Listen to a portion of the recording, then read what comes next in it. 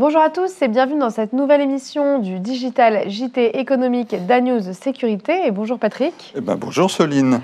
Dans notre précédent JT, nous avions longuement évoqué l'élection à la mi-mars de Jean-Christophe Chouat comme président de la FFSP, la fédération qui rassemble de nombreuses organisations professionnelles.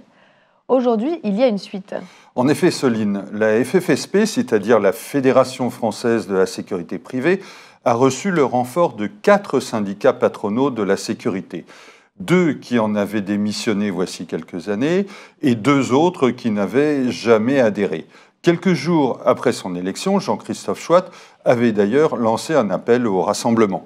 Alors dites-nous de qui il s'agit. Alors le CESA, qui est l'organisation qui rassemble les sociétés de sécurité aéroportuaire, avait démissionné en 2020 à la suite d'un conflit avec un autre syndicat. Par ailleurs, FEDESFI, qui regroupe des transporteurs de fonds, avait démissionné en 2016 suite à une prise de position qu'elle contestait. Et les 2 autres ?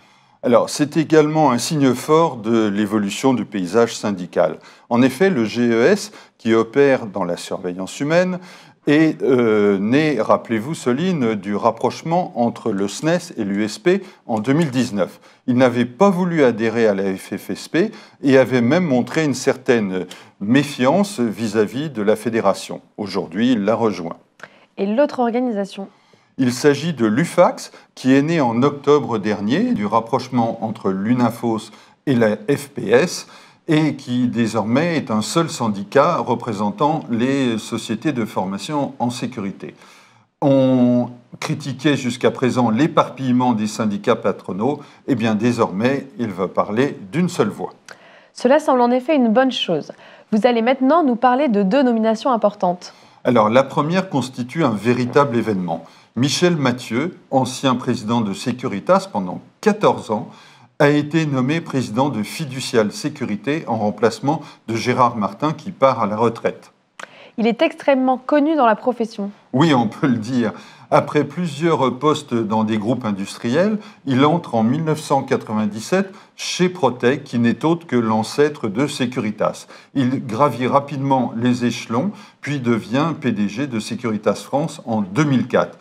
Il en est parti en 2018, remplacé par Luc Guillemin, qui n'est autre que le président du GES dont nous venons de parler. Quelle mission va-t-il avoir chez Fiducial ?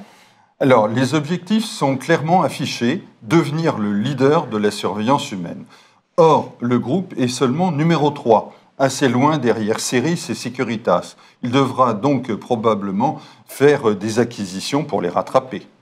Nous suivrons cela attentivement. Vous avez évoqué une 2e nomination. De qui s'agit-il ? Alors, c'est Vincent Magnon, qui n'est pas très connu actuellement dans la profession, car il travaillait jusqu'ici dans les télécoms et l'informatique. Il vient d'être nommé PDG d'Anaveo, un des leaders français de la sécurité électronique. Lui aussi a des projets ambitieux de développement.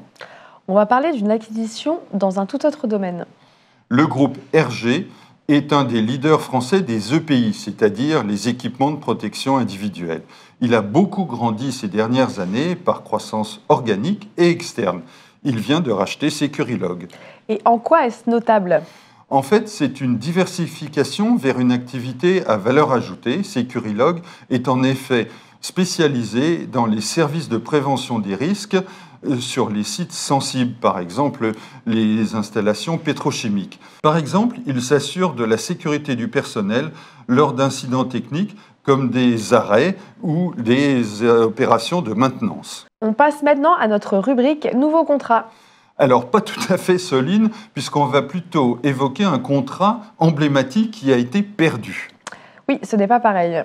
Alors, la filiale française du britannique G4S a en effet été écartée de l'appel d'offres du gouvernement américain pour la protection de l'ambassade US à Paris, de 5 consulats dans l'Hexagone et de divers locaux. C'est la bagatelle quand même de 15 millions d'euros par an.